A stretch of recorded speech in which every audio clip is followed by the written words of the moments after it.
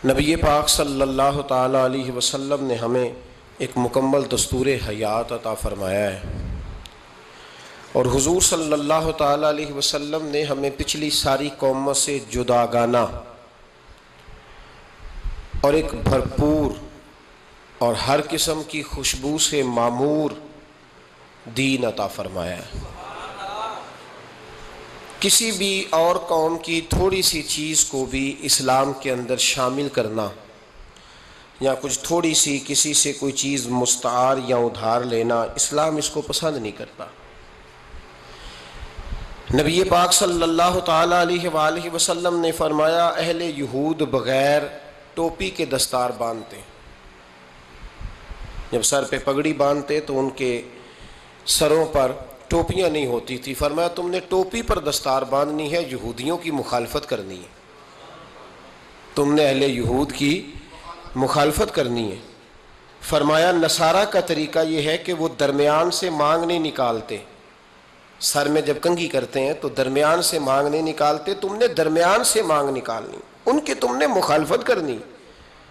فرمایا آتش پرست یہودی اور بہت ساری قوموں کا طریقہ یہ ہے کہ مونچھیں بڑی رکھتے ہیں، داڑھیاں چھوٹی رکھتے ہیں۔ فرمایا تم نے ان کی مخالفت کرنی ہے، مونچھوں کو پست کرنا ہے اور داڑھیوں کو بڑا کرنا ہے۔ کوئی چیز کسی اور کی مستعار لے کر دین میں شامل کرنے کو نبی پاک صلی اللہ علیہ وسلم نے پسند نہیں فرمایا، پسند نہیں کیا۔ فرمایا یہ کام تم نے نہیں کرنا، تمہاری علیحدہ ایک شناخت ہے، تم مسلمان ہو، تمہارا اٹھنا بیٹھنا کھانا پینا چلنا سونا جاگنا حتیٰ کہ تمہارا نماز جنازہ بھی دوسروں سے منفرد ہے۔ تم لوگوں نے کسی اور قوم کی کسی تھوڑی سی بھی چیز کو اپنے معاملات میں شامل نہیں کرنا۔ اس کو کہتے ہیں دو قومی نظریہ، یہ نظریہ ہے، اسی کی بنیاد پر پاکستان بنا تھا کہ ہندو ایک الگ قوم ہے، مسلمان ایک الگ قوم ہے، ان کا اٹھنا بیٹھنا کھانا پینا ہم سے بالکل علیحدہ ہے اور ہمارا ان سے بالکل علیحدہ ہے۔ طرز زندگی طرز معاشرت معیشت کہیں ملتی نہیں ہندوؤں سے مسلمانوں، لہٰذا ہمیں ایک ایسا وطن چاہیے، ہمیں ایک ایسا وطن چاہیے جس وطن کے اندر مسلمان اپنے طریقے کے مطابق اٹھیں بھی بیٹھیں بھی چلیں بھی سوئیں بھی۔ نماز پڑھنے کے لیے وطن نہیں بنایا گیا کہ ہم نے اذانیں دینی ہیں، نمازیں پڑھنی ہیں، جماعتیں کرانی ہیں۔ یہ کام ہندوستان میں آج بھی ہوتا ہے، وہاں مسجدوں میں اذان بھی ہوتی ہے، جماعت بھی ہوتی ہے، تلاوت بھی ہوتی ہے، مدارس بھی ہیں، مساجد بھی ہیں، عربی ادب بھی ہے، سارا کچھ ہے۔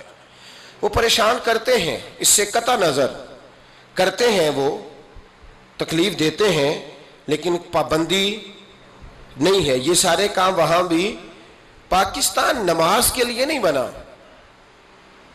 پاکستان تلاوت کے لیے فقط نہیں بنا، پاکستان نبی پاک کے نظام کے لیے بنا ہے کہ کچہری میں حضور کا دین نافذ کیا جائے گا، اسمبلی میں نبی پاک کا دین نافذ کیا جائے گا۔ حضرت عمر فاروق رضی اللہ تعالیٰ عنہ کے طریقوں کے مطابق حکمران اس ملک کو چلائیں گے، اس لیے پاکستان بنایا گیا تھا۔ اب تو کوئی یہ نعرہ نہیں نہ لگاتا، کوئی جماعت بھی یہ نعرہ نہیں لگاتی جتنی سیاسی جماعتیں ہیں۔ حالانکہ پاکستان کا نعرہ آج بھی ہر آدمی کو پتہ ہے کہ پاکستان کا مطلب کیا، لا الہ الا اللہ محمد رسول اللہ صلی اللہ تعالی علیہ۔ لیکن کوئی بھی سیاسی جماعت اب اس نعرے کو لگانے کو تیار، بلکہ اس نعرے سے کامتے ہیں سیاسی حکمران، ان کو ڈر آتا ہے، ان کو پتہ ہے کہ جب پاکستان کا ترجمہ لا الہ الا اللہ محمد رسول اللہ ہوگا تو سب سے پہلے ہمارے لیے مشکل بنے گی، ہمیں سب سے پہلے احتساب کے کڑے مراحل سے گزرنا پڑے گا۔ دیکھیں نا، جمہوریت کے لیے اگر پاکستان بنا تھا تو جمہوریت تو میں ہمیشہ کہتا ہوں ہندوستان کی جمہوریت آج بھی پاکستان سے بڑی مستحکم ہے، ایک دفعہ بھی وہاں ڈکٹیٹر کی حکومت نہیں آئی۔ تو یہ جو ہمیں بتایا جاتا ہے، سبق پڑھایا جاتا ہے، ہماری نوجوان نسل آج تک ہر آدمی آتا ہے، میں نے کافی پہلے بھی کہا تھا کہ لوگ ہمیں نئے نئے نکات دیتے ہیں، کوئی 10 نکات دیتا ہے، کوئی 14 نکات دیتا ہے، کوئی 16 نکات دیتا ہے۔ ہمیں ضرورت نہیں تمہارے نکات کی، اس لیے کہ ہمیں سارے نکتے خطبہ حجت الوداع پہ نبی پاک نے عطا فرما دیے ہیں صلی اللہ تعالی علیہ وسلم، کسی نکتے کی ضرورت نہیں ہے۔ ہم حاجت نہیں محسوس کرتے. جب کوئی پارٹی منشور دیتی ہے، دستور دیتی ہے، تو میں تو حیران ہوتا ہوں کہ کیا کر رہے ہیں یہ لوگ. ہمیں ضرورت نہیں کسی منشور دستور کی. سارے منشور، سارے دستور، سارے قانون، ساری باتیں آمنہ کے لال ہمیں عطا فرما گئے ہیں. ضرورت نہیں ہے. پاکستان بنا تھا دو قومی نظریے کی بنیاد پر. نظریہ کیا ہے؟ لا الہ الا اللہ محمد رسول اللہ صلی اللہ تعالی علیہ. حکمران اس کو بھول گئے اور انہوں نے قوم کی ذہن سازی اس طرح کی، میڈیا کو ساتھ ملا کے بچوں کا ذہن اس طرح کا بنایا کہ قوم بھی تیار نہیں ہوتی. نظام مصطفیٰ صلی اللہ علیہ وسلم کے لیے قوم تیار، حالانکہ کافر کو آپ کی نماز سے کوئی مسئلہ نہیں. یورپ میں کبھی پابندی لگی ہے کہ مسجد نہ بناؤ؟ کبھی وہاں کسی نے کہا ہے قرآن پاک نہ لے کے آؤ؟ کبھی کسی نے کہا ہے؟ وہاں پابندی نماز پہ نہیں ہے. ان کو ڈر تو نظام مصطفیٰ سے آتا ہے کہ دین نافذ نہیں ہونا چاہیے. تو میرے بھائی، پاکستان ایک نظریاتی وطن ہے. جتنا دوڑ سکتے ہیں میں اور آپ دوڑ لیں، جتنا دوڑ سکتے ہیں. جہاں تک یہ قوم بھاگ سکتی ہے بھاگ لے. یہ اس چہرے کو اپنا لے یا اس چہرے کو اپنا لے یا اس کو آزما کے دیکھ لے. چونکہ اس وطن کی بنیاد کلمہ ہے تو یہاں سکون بھی اسی وقت آئے گا جب حکومت بھی کلمے والے رسول کی آئے گی صلی اللہ تعالی علیہ وسلم، صلی اللہ تعالی. اور اسلام ہر جگہ یہ بتاتا ہے کہ ملک کس کے ہیں؟ اللہ کے. تو نظام کس کا ہونا چاہیے؟ اللہ کا، اللہ کے دین کا. دنیا کی سب سے بڑی ہجرت ہوئی تھی جب پاکستان بنا تھا. دنیا کی سب سے بڑی ہجرت. 10,000 عورتوں کی عزتیں لوٹی گئیں جب یہ وطن بنا. لاکھوں لوگوں نے جانوں کی قربانیاں دیں. ابھی 15-20 سال پہلے ہندوستان کا پنجاب کا جو علاقہ ہے اس کو کھولا گیا تو ایک کنویں سے ابھی بھی ہڈیاں ملی ہیں جو سکھوں نے کاٹ کر مسلمان کنواں ہی پورا بھر دیا تھا. اس تکلیف کے ساتھ وطن بنا. کس لیے؟ جمہوریت کے لیے، حکمرانوں کے للے تللے کے لیے، ان کی بڑی کاروں جیپوں اور مرسڈیز کے لیے. اس لیے کہ یہاں روز نیا بل آئے گا، آج گورنر راج ہے تو آج فلاں ہے تو آج فلاں ہے. یہ ساری حکومتیں اگر وہی قانون جو انگریز کا بنا ہوا ہے اور وہی ساری دفعات جو آپ کے ہاں نافذ ہے وہی ہندوستان میں نافذ ہے تو بتایا جائے پھر وطن کیوں بنایا گیا تھا؟ پھر کیا ضرورت تھی؟ یہ سارے کام تو وہاں بھی ہو رہے. اس لیے میرے بھائی وطن کے نظریے کو سمجھے. وطن بنا تھا لا الہ الا اللہ محمد رسول اللہ صلی اللہ علیہ وسلم. اور اقبال جو بانی پاکستان ہے، جو مصور پاکستان ہے، جو تصویر دینے والے ہیں پاکستان، ان سے کسی نے کہا تھا کیوں پاکستان بنانا چاہتے ہو؟ ہم جو ایک ملت جو ہیں، ہندوستانی ایک ملت ہے، قوم ہے، تو کیا ضرورت ہے؟ تو اقبال کہنے لگے اپنی ملت پر قیاس اقوام مغرب سے نہ کر، خاص ہے ترکیب میں قوم رسول ہاشمی. نبی پاک کی قوم اپنی ترکیب کے لحاظ سے ہر قوم میں خاص ہے. دین کا نفاذ چاہیے، دین نافذ ہونا چاہیے. نبی پاک ایک اسٹیٹ کے سربراہ بنے تھے. مدینہ منورہ میں حضور نے نظام بنایا. آج میں ایک نئی بات آپ سے کرنا چاہ رہا ہوں. رونا روتے زمانے بیت گئے، اب آگے کی طرف دیکھنا ہے. جو قومیں ماضی کی لکیر پیٹتی رہتی ہیں وہ مایوس ہو جاتی ہیں، ان کے جذبے ٹوٹ جاتے ہیں. اب ماضی کو پیٹنے کی بجائے مستقبل کی روشنی کو دیکھنا چاہیے. ہمیں نبی پاک صلی اللہ علیہ وسلم نے کسی وطن کی تعمیر کے لیے جو جذبات دیے ہیں ان جذبات پر ہمیں غور کرنا چاہیے. حکمران تو جو کر رہے ہیں وہ تو کر ہی رہے ہیں اور جو وہ کریں گے وہ بھی سب کو نظر آ رہا ہے اور ہمیں سمجھ لگ رہی ہے کہ آئندہ بھی کیا ہونے جا رہا ہے. ہم نے کیا کرنا ہے؟ ایک جملہ میں کہنے لگا ہوں، اگر کسی کو تکلیف ہو تو مجھے خوشی ہوگی. ایک جملہ میں کہنے لگا ہوں، اگر کسی کو پریشانی ہوگی تو مجھے بڑا ہی اچھا لگے گا. کسی بڑے آدمی کو پریشانی ہوگی تو مجھے خوشی ہوگی. وہ جملہ کیا ہے وہ سن لیں. یہ ملک حکمرانوں کا نہیں ہے، یہ ملک عوام کا ہے. اس لیے کہ حکمرانوں کے بچے تو یورپ میں رہتے ہیں، ان کی تو ٹکٹیں بک ہوتی ہیں. جب تک یہ اسمبلی میں ہوتے ہیں یہاں ہوتے ہیں، اور جب حکومتیں ختم ہوتی ہیں تو یہ یہاں موجود. ان سب کے تو باہر کاروبار ہیں، رہائشیں ہیں، اولادیں ہیں. تو یہ وطن کس کا ہے؟ پاکستان وطن کس کا ہے؟ یہ ہمارا وطن ہے، یہ حکمرانوں کا نہیں ہے۔ دیکھیں نا، گھر اس کا ہے جس نے گھر کے اندر رہنا ہے، جس نے گھر میں رہنا نہیں اس کا وطن ہم نے رہنا ہے، ہماری نسلوں نے رہنا ہے، ہمارے ماں باپ رہے، ہم رہ رہے ہیں، ہماری آنے والی نسلیں رہیں گی، تو وطن پھر کس کا ہوا؟ ہمارا۔ حکمرانوں کا وطن گھر جو ہمارا ہے، تو ہم کسی کے ذمہ کیوں لگاتے ہیں؟ ہم اپنے وطن کا خود خیال کیوں نہیں کرتے؟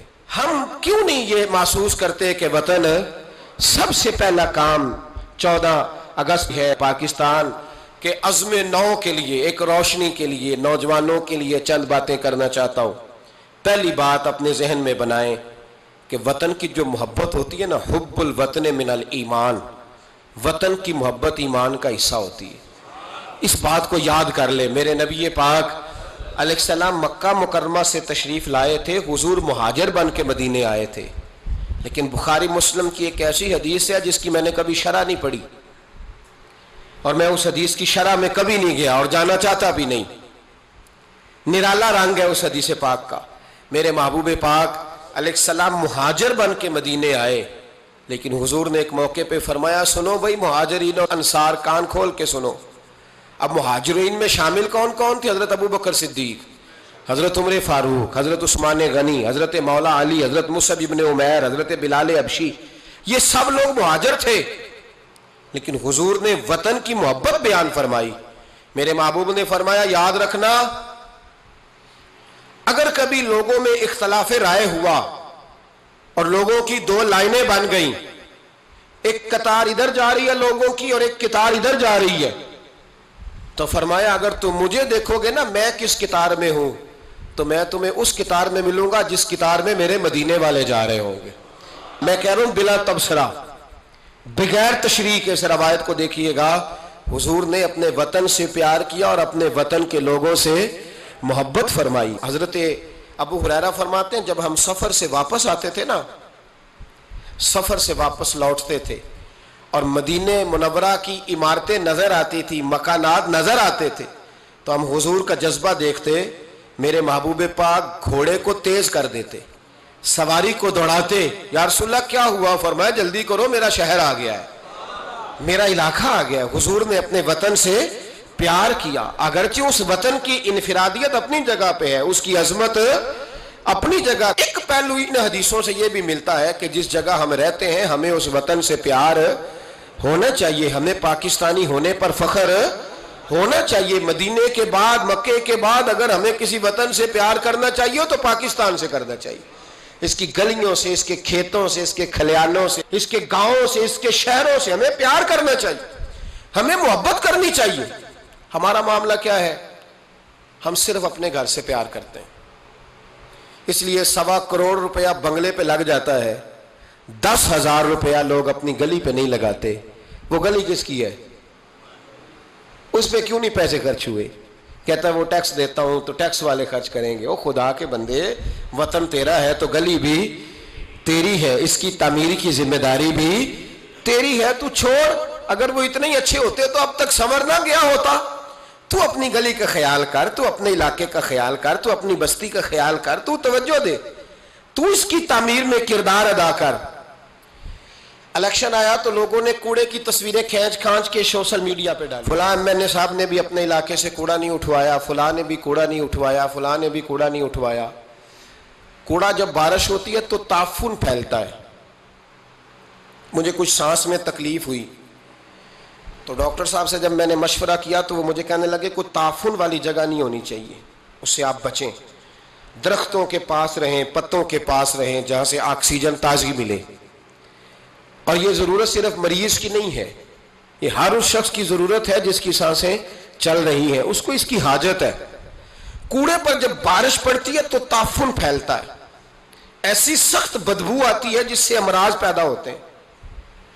حکمران نے کوڑا نہیں اٹھایا، بلدیہ کے لوگوں نے ذمہ داری محسوس نہیں کی، ایم این اے صاحب کے حلقے میں ڈھیر لگے ہوئے کوڑے کے۔ لیکن ایک سوال ہے، پوچھنے کی اجازت ہونی چاہیے، وہ سوال یہ ہے کہ کوڑا اٹھانے والے نے تو نہیں اٹھایا، پر بتائیے کوڑا پھینکا کس نے تھا؟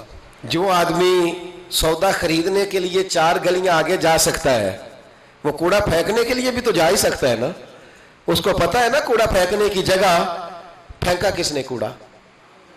اچھا ایک بات اور ذرا آپ کی توجہ کے لیے، سوشل لوگ ہیں ہم معاشرے کا حصہ ہیں، ہمیں معاشرے میں لوگوں کی ضروریات درپیش رہتی ہیں۔ سوشل لائف میں اگر آپ تھوڑا سا آگے بڑھیں نا، آپ کے گھر میں جو بیٹی کا رشتہ دیکھنے آتا ہے نا، وہ جن چیزوں پر کمنٹس کرتا ہے نا، ان میں ایک چیز یہ بھی ہوتی ہے، وہ لوگ کہتے ہیں بھائی آپ کا گھر بھی اچھا ہے، آپ لوگ بھی اچھے ہیں، لیکن جس علاقے میں آپ رہ رہے ہیں نا، وہ علاقہ صاف ستھرا نہیں ہے، وہ علاقہ اچھا نہیں ہے، وہ اس چوک میں بھی کوڑا پڑا ہے، پچھلے چوک میں بھی کوڑا پڑا ہے۔ تو یہ جو گلیوں میں کوڑا پڑا ہوتا ہے نا، یہ اس مقامی لوگوں کی تہذیب کی عکاسی کرتا ہے۔ آپ اس پہلو پر یہ میں اپیل کر رہا ہوں، میں گزارش کر رہا ہوں، میرے بزرگ میرے دوست ناراض نہ ہو، میری بات پر توجہ دیں۔ اب سنیں میرے نبی پاک صلی اللہ علیہ وسلم نے ہمیں تربیت کیا دی۔ حضور علیہ السلام فرماتے ہیں، امام رازی نے تفسیر کبیر میں حدیث لکھی ہے، محبوب فرماتے ہیں قیامت کے دن اللہ تبارک و تعالیٰ ایک گناہ گار کے بارے میں جنت کا فیصلہ فرما دے گا۔ وہ گناہ گار بڑا تھا، بڑا مجرم تھا، بڑا، بندے کو پتا ہوتا ہے نا اپنا کہ وہ کتنا گناہ، وہ گناہ گار نہ رب کے کرم پر رو پڑے گا، اپنے رب کی عطا پر شرمندہ ہو کے روئے گا، اور ہاتھ باندھ کے عرض کرے گا مولا میں تو جانتا ہوں میں کیا ہوں، ایسی کون سی میری نیکی تھی کہ تو نے مجھے بخش دیا۔ وہ خود شرمندہ ہو کے تڑپ کے بولتا ہے، تڑپ کے، میری اجرت میری محنت سے زیادہ کیوں ہے، میرے محسن تیرے احسان سے ڈر لگتا ہے۔ تو وہ خود بول پڑا، کہنے لگا مولا مہربانی فرما مجھے بتا یہ میرے اوپر کرم کیسے ہوا، میں تو اس قابل نہیں تھا۔ تو میرے محبوب پاک علیہ السلام فرمانے لگے، رب کریم اس سے فرمائے گا ایک دن رات کو نہ تو اپنی گلی سے گزر رہا تھا، دیکھنے والا کوئی نہیں تھا جو تیری تصویر کھینچ کے سوشل میڈیا پہ ڈالتا، کوئی اخباری نمائندہ نہیں تھا جو فٹافٹ اخبار میں خبر دیتا، کوئی لوگ نعرے لگا، تو اکیلا تھا، رات بھی تھی اندھیرا بھی تھا، گلی سے گزرتے ہوئے تیرے پیر سے کروڑا ٹکرایا تھا، رات تھی، کوئی دیکھنے والا نہیں، تعریف کرنے والا نہیں، تو نے وہ روڑا اٹھا کے پھینک دیا تھا، کیوں پھینکا تھا؟ تو نیکی چونکہ اس کی نظر میں معمولی تھی تو وہ بھول چکا تھا، کہے گا یا اللہ وہ والا روڑا، وہ ایک روڑا مالک کریم، وہ تو میں نے اس لیے اٹھایا تھا کہ میرے محلے میں بوڑھے بھی رہتے ہیں، بیمار بھی رہتے ہیں، بچے بھی رہتے ہیں، کمزور بھی رہتے ہیں، اس لیے اٹھایا تھا کسی کو ٹھوکر نہ لگ جائے۔ میرے محبوب فرماتے ہیں عرش کے مالک نے فرمایا، رب کریم نے فرمایا تو رات کے اندھیروں میں روڑے اٹھا اٹھا کے میرے بندوں کا خیال رکھے تو میں آج قیامت کے دن تیرا خیال نہ رکھوں؟ فرمایا اس ایک روڑے کے اٹھانے کی برکت سے میں نے تیرے لیے جنت کا فیصلہ فرما دیا ہے۔ تو اگر آپ اپنی ہی گلی کا کوڑا اٹھائیں، اگر اپنی ہی گلی کے روڑے اٹھائیں تو اس سے ہمارا وطن سنورے گا، اس سے ہماری گلیوں میں، ہمارے علاقوں میں، ہمارے محلے میں، ہمارے علاقے میں صفائی پھیلے۔ راولپنڈی میں سیاستدانوں نے اور سپورٹروں اور ووٹروں نے بڑی گندگی پھیلائی، پوسٹر لگائے، وہ پھٹتے تھے، بارش ہوتی تھی تو وہ گلیوں میں بہتے تھے، تباہی تھی۔ تو اخبار پہ سارا وہ ان بچوں کا وہ طریقہ آیا، انہوں نے کیا کیا کہ 15-20 بچوں نے مل کے پروگرام بنایا کہ گانے ڈالنے والے تو ڈال کے چلے گئے، میں نے شروع میں کہا ان کا تو وطن ہی نہیں، تو انہوں نے کہا کہ محلہ تو ہمارا ہے نا، اس گلی سے گزرنا تو ہم نے، تو ہم کیوں امید رکھتے ہیں کہ وہ جیتنے والا آئے گا یا ہارنے والا آئے گا اور وہی اٹھائے گا، گلی ہماری، محلہ 15-20 پڑھے لکھے نوجوان، یہ تعلیم یافتہ طبقہ ہوتا ہے۔ تعلیم یافتہ طبقہ وہ نہیں ہوتا کہ لمبے بال رکھ کے تو گلی کے کونے پہ کھڑے ہو کے کہے یہ سارا محلہ جاہلوں کا ہے، دیکھو روڑی لگائی، یہ تعلیم نہیں، یہ جہالت ہے۔ تعلیم یافتہ وہ ہوتا ہے جو آگے بڑھ کے دابڑا لے کر، کئی اٹھا کر، کدال پکڑ کر وہ کوڑا اٹھائے، وہ تعلیم یافتہ بندہ ہوتا ہے جو وطن کی تعمیر میں اپنا حصہ ڈالے۔ ان نوجوانوں نے کام کیا، اسی وطن کے رہنے والے، اسی وطن کے باسی، وہ کہتے ہیں ہم 15 نکلے تھے، پھر سارا وطن اٹھا اور ڈھیروں اور ہزاروں علاقوں کے لوگوں نے ان کی تقلید کی۔ تو پہلا کام یہ کریں کہ وطن سے پیار کریں، دوسرا کام یہ کریں کہ اس کی صفائی میں اپنا حصہ ڈالیں۔ ہم کیوں انتظار کرتے ہیں کوئی گرانٹ آئے گی؟ میری ذاتی رائے یہ ہے، میری ذاتی رائے کہ جتنے گلی میں مکان ہوتے ہیں نا، سب کے گھروں کے اندر سہولیات ہوتی ہیں، وہ سارے اگر ملیں تو میرا خیال ہے ان کی اپنی گلی کا نظام صحیح ہو ہی سکتا ہے۔ تو آؤ مل کے اس وطن کو سنوارنے کی کوشش کریں، اس کی گلیوں پہ محنت کریں، اس کے کھیتوں پہ محنت کریں۔ اور تیسری بات، اس وطن کو سرسبز و شاداب بنائیں۔ کیا انداز ہے میرے محبوب کے سمجھانے کا، یہ بخاری کی حدیث ہے۔ میرے محبوب فرمانے لگے جس نے کوئی ایک درخت لگایا، جس نے کوئی ایک درخت لگایا یا پودا لگایا یا کوئی ایسی چیز لگائی، فرمایا اس سے کوئی انسان نفع اٹھائے یا اس سے کوئی جانور نفع اٹھائے، فرمایا جب تک لوگ نفع اٹھاتے رہیں گے رب لگانے والے کے نامہ اعمال میں نیکیاں درج فرماتا رہے گا۔ تو ہم کیوں درختوں کو کاٹتے ہیں؟ ہمیں چاہیے نا اس کو سرسبز و شاداب کرنے میں اپنا کردار ادا کریں تاکہ ہمارے وطن میں خوبصورتی پھیلے۔ ایک مرض بڑی تیزی سے پھیل رہا ہے، ہیپاٹائٹس سی کا مرض ملک میں بڑی تیزی سے پھیل رہا ہے، بڑی تیزی سے جگر کام کرنا چھوڑ جاتا ہے، معدے کی بیماریاں بڑھتی ہیں، پیٹ کے درجنوں امراض ہیں، پیٹ میں پانی پڑ جاتا ہے۔ ہمارے ایک ملک میں تو ڈائلسس کا نظام بڑا مردہ ہے، اللہ خیر کرے، محکمہ صحت پر اتنا بوجھ ہے لوگوں کا، لیکن لوگ ڈیوٹی نہیں کرتے، کام ہی نہیں کرتے، غصہ ہی بڑا آتا ہے ڈاکٹر حضرات کو، اللہ ماشاءاللہ مریض تکلیف سے کرا رہا ہے لیکن وہ کہہ رہا ہے اب ٹھیک ہے، سرکاری نوکری اسی طرح کی ہوتی ہے، موج کرنی چاہیے، خیر صلی اللہ ہے۔ بڑی تیزی سے مرض پھیل رہا ہے اور لوگ کمزور ہو رہے ہیں، بڑی مجبوری ہے، لوگ رو رہے ہیں، تڑپ رہے ہیں، اور یہ دکھ وہی سمجھ سکتا ہے جس کا گھر میں کوئی بیمار ہوتا ہے۔ آؤ نا اس وطن کے لیے کچھ کریں، کوئی ہمت کرے، کوئی جدوجہد کرے، کوئی کوشش کرے، آؤ کچھ کرے اس کے لیے۔ کیا کرے؟ اس ہیپاٹائٹس سی کی بیماری سے لڑنے کا سب سے پہلا حل ڈاکٹر یہ بتاتے ہیں کہ پانی اگر لوگ صاف پینے لگ جائیں، اگر پانی صاف ملنے لگ جائے تو ان بیماریوں میں 90% کنٹرول ہو سکتا ہے۔ یار صرف صاف پانی، لیبارٹری کے ٹیسٹ کے مطابق جو بڑا مہنگا بور بھی ہے وہ بھی ₹1,00,000 سے نیچے ہے۔ ایک گلی میں اگر ایک بور ہو جائے ایسا جس کا پانی زبردست ہو تو کتنے لوگ ہیں جو بچیں گے؟ کتنے لوگ ہیں جو اس آزمائش سے بچیں گے؟ میں نے مسجد میں وہ بور کرایا ہے، ٹوٹی باہر نکالی، میں ایک دن رات کو 1:30 بجے آیا تو باہر ٹوٹی سے 2-3 لوگ پانی بھر رہے تھے، 2-3 لوگ، تو 1:30-2 بجے رات کے، تو میں نیچے اترا تو میں نے کہا خیریت ہے؟ اچانک میری طبیعت میں یہ خیال آیا کہ کوئی مجبوری ہو گئی ہوگی اس وقت، کوئی مریض نہ ہو۔ کہنے لگے پانی پینا تھا، گھر میں پانی ختم ہو گیا تھا تو میں بھی دیر سے آیا ہوں، کہیں گیا ہوا تھا، ابھی پہنچا ہوں۔ تو گھر والوں نے بتایا تو میں نے کہا ٹھہر جاؤ، گھر والا پانی نہیں پینا، میں آپ کو وہ پانی لا کے دیتا ہوں جو لیبارٹری سے ٹیسٹ شدہ ہے، اور 3-4 دفعہ میں نے اس کو بھیج کے ٹیسٹ کرایا۔ اب سنو اس کی بیس کیا ہے، اس کی بیس کیا ہے؟ ہم تو سمجھتے ہیں نا کل شریف پہ صرف چنے رکھنے چاہیے، ہم سمجھتے ہیں کل شریف پہ پھل آنا چاہیے اور بریانی پکنی چاہیے۔ ترمذی کی حدیث ہے، حضرت سعد رضی اللہ تعالیٰ عنہ کی اماں انتقال کر گئی، آنکھیں عرض کرنے کے یا رسول اللہ اماں فوت ہو گئی ہے، کچھ کرنا چاہتا ہوں۔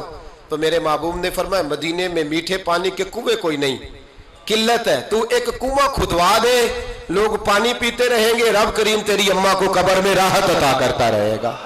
حضرت سعد نے کنواں کھدوایا، قربان جاؤں محبوب کی عظمت پہ۔ میرے رسول پاک نے آج ہمیں صاف پانی پینا مہیا کرنے کے لیے کل 1450 سال پہلے نصیحت کر دی، فرمایا یہ کنواں سعد نے اپنی ماں کے لیے کھدوایا ہے، اس کا نام ہے سعد کی ماں کا کنواں، بیر ام سعد حضور نے اس کا نام رکھا۔ کتنا کو خرچ آئے گا اگر گلی والے سارے مل کے ایک صاف پانی کا بندوبست کریں، اپنے دوستوں کو، گلی والوں کو، محلے والوں کو اس وطن کی تعمیر میں اپنا کردار ادا کریں۔ اب کیوں توقع رکھتے ہیں صاحب کے چیئرمین صاحب ہی آ کے کریں گے؟ وہ تو ملے نہیں کبھی، جن کی ڈیوٹی تھی گلی گلی گھومنے کی وہ تو کبھی آئے نہیں۔ یہ آپ کے چیئرمین، آپ کے ایم این اے، آپ کے ایم پی اے، یہ اتنی بلندی عظمت کردار نہیں رکھتے کہ یہ آئیں گے، ان کے پاس کہاں وقت ہے گلیوں میں گھومنے کا؟ اصل لوگ تو وہ تھے کہ 24 لاکھ مربع میل کے حکمران جناب عمر فاروق، لیکن چہرے پہ کپڑا ڈال کے ساری رات مدینے کی گلیوں میں گھومتے تھے، ہر دروازے کا خیال رکھتے تھے، پر کیا کریں، کس کو سمجھائیں؟ لوگ اپنی مرضی کرتے ہیں۔ آج میں عزم نو کی بات کر رہا ہوں، میں پاکستان کی تعمیر کی بات کر رہا ہوں۔ پہلی بات یہ کہ اس سے پیار کریں، دوسری بات یہ اس کی صفائی کریں، تیسری بات یہ یہاں درخت لگائیں، شجرکاری کریں، اس کو سرسبز کریں، چوتھی بات یہ کہ دیکھیں ہم کتنا کردار ادا کر سکتے ہیں، کسی کو کم از کم صاف پانی مہیا کر دیں۔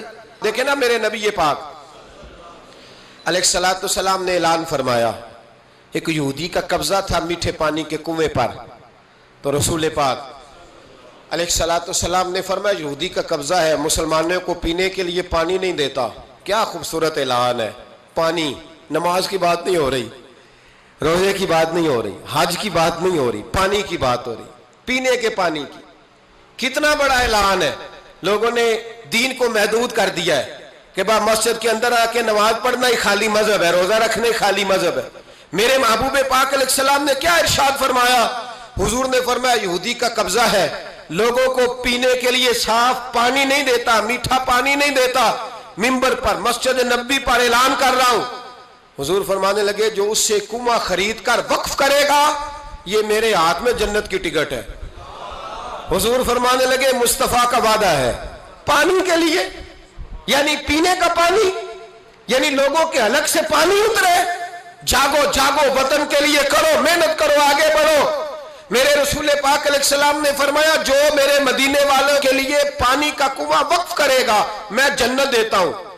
حضرت سیدنا عثمان غنی پہنچ گئے، اس کے پاس پہنچے، 6,000 یا 7,000 دینار کا کنواں تھا۔ اس نے کہا میں ایک دن کے لیے دوں گا، صرف ایک دن میری باری، ایک دن 6-7 ہزار دینار مانگے، حالانکہ کنواں 6-7 ہزار دینار کا کل تھا۔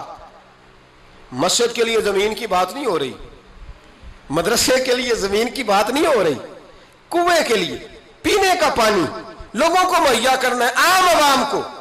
اور اس وقت صرف بات بھی مسلمانوں کی نہیں، یہودی بھی پیئیں گے، دیگر لوگ بھی پانی پیئیں گے۔ میرے نبی پاک علیہ السلام کے غلام نے کہا کنواں دے دے۔ کل کنواں سارا 6-7 ہزار دینار کا تھا۔ کہنے لگا میں نے نہیں دینا۔ جناب عثمان بیٹھ گئے، فرمایا تو بات کر کتنے کا دے گا؟ اس کے منہ سے نکل گیا 40,000 دینار۔ 40,000 دینار۔ مسجد کی زمین نہیں خریدی جا رہی، ادارے نہیں بن رہے، اگرچہ یہ اصل ہے دین کی، خریدنی چاہیے۔ پانی کا کنواں، وطن کی تعمیر۔ جناب عثمان غنی رضی اللہ تعالیٰ عنہ فرمانے لگے تو نے اپنی اوقات کے مطابق پیسے مانگے، ورنہ میں تو 60,000 دینار لے کے آیا تھا، تیری اوقات اتنی تھی، تو یہودی ہے نا، تمہاری اوقات اتنی ہے، انہیں اوقات کے مطابق مانگے، میں 60,000۔ اس نے کہا عثمان سمجھ نہیں آئی، ساری زندگی تجارت کرتے رہے ہو، 40,000 دینار کنویں کے لیے؟ آپ فرمانے لگے تو بے ایمان ہے، تجھے کیا سمجھ آئے گی؟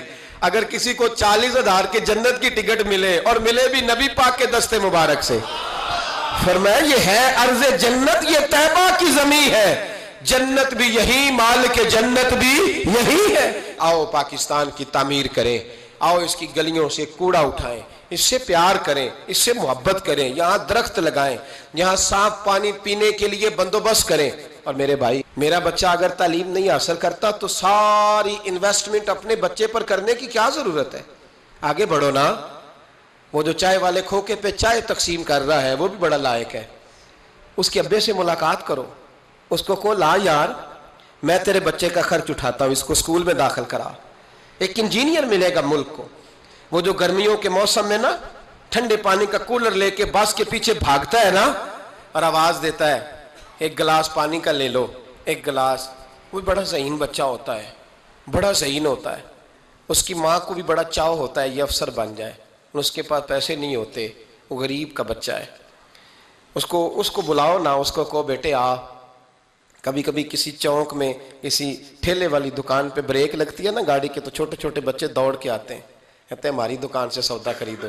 ان میں بڑا ٹیلنٹ ہوتا ہے، بڑے ذہین ہوتے ہیں، لیکن نہ یہ امیر کے بچے ہوتے ہیں، نہ پیر کے ہوتے ہیں، نہ وزیر کے ہوتے ہیں، ان پر کوئی انویسٹمنٹ نہیں کرتا۔ آؤ آج ارادہ کریں کہ ہم، ضروری تو نہیں کہ میرا بچہ ہی پڑھے، اگر میرا نہیں پڑھتا تو میں کسی کے بچے کو کتابیں خرید کے دے دوں، میں کسی کے بچے پر تھوڑی محنت کروں۔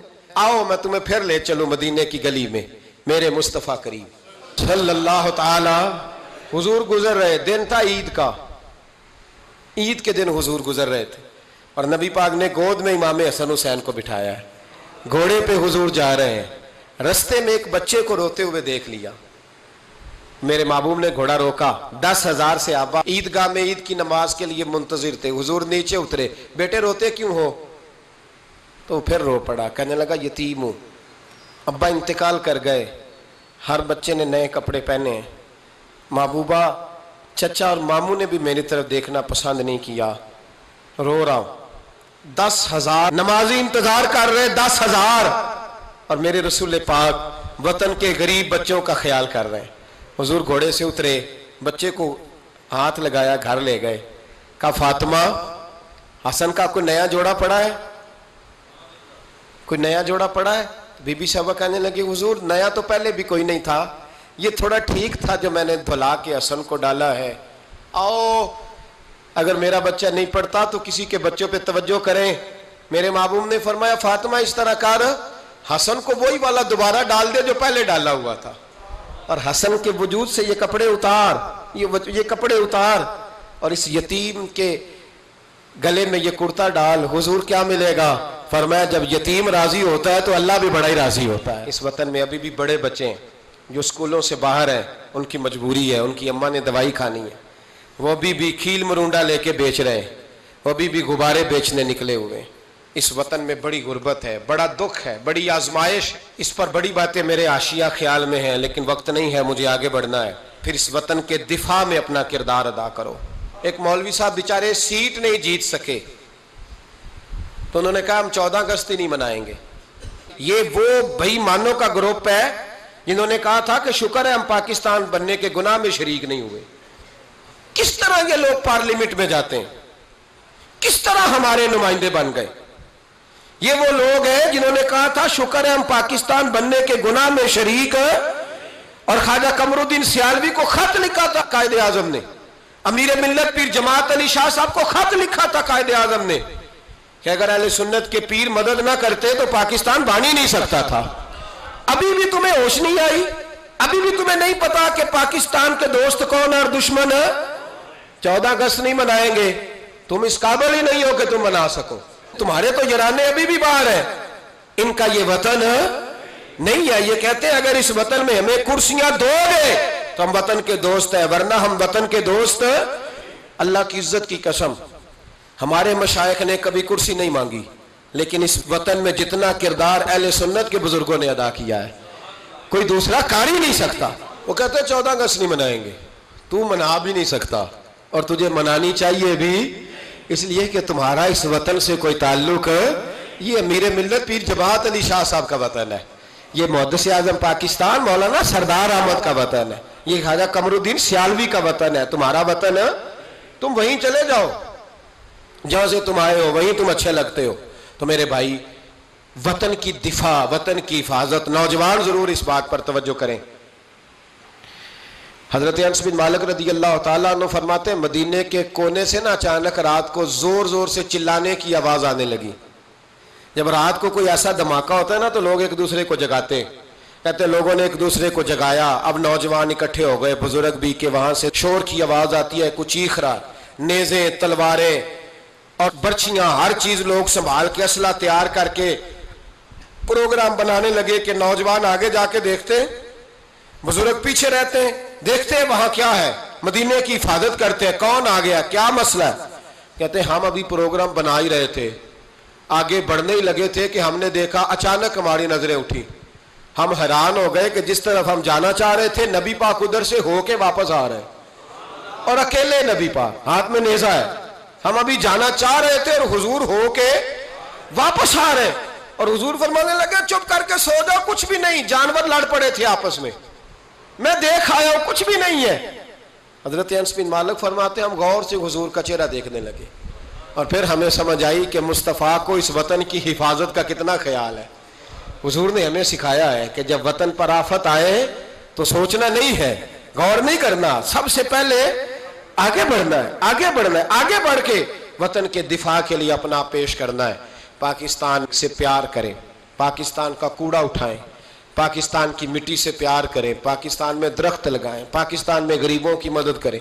जो बच्चा मोहल्ले का गरीब स्कूल नहीं जाता, मोहल्लेदार मिल के हिफाजत करें उस बच्चे की, उस बच्चे को स्कूल में दाखिल कराएं, बच्चों के अच्छे मुस्तकबिल के लिए जद्दोजहद करें, साफ पीने का पानी मुहैया करें। हमारा वतन है, हमें इसको आगे लेके चलना है। 14 अगस्त पे ये पैगाम है, ये मैसेज है कि थोड़ा थोड़ा करके इस वतन की तामीर में अपना किरदार अदा करें, इसकी गलियों को सजाएं संवारें, कभी सड़क पर रैपर ना फेंकें, कभी शापर ना गिराएं, कभी किसी गंदगी से इस वतन को आलूदा ना करें।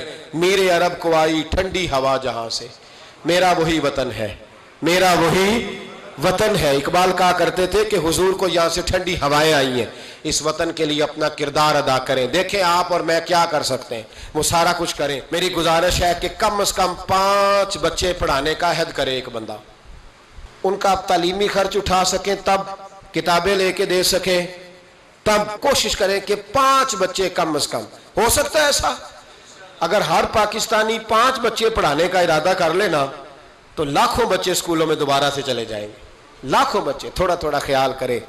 और अगर कोई वो काम करे जो इमाम आजम करते थे, गरीब के बच्चे को ले आते थे और फरमाते थे मैं तेरे घर का खर्चा दूंगा, तू तालीम हासिल कर।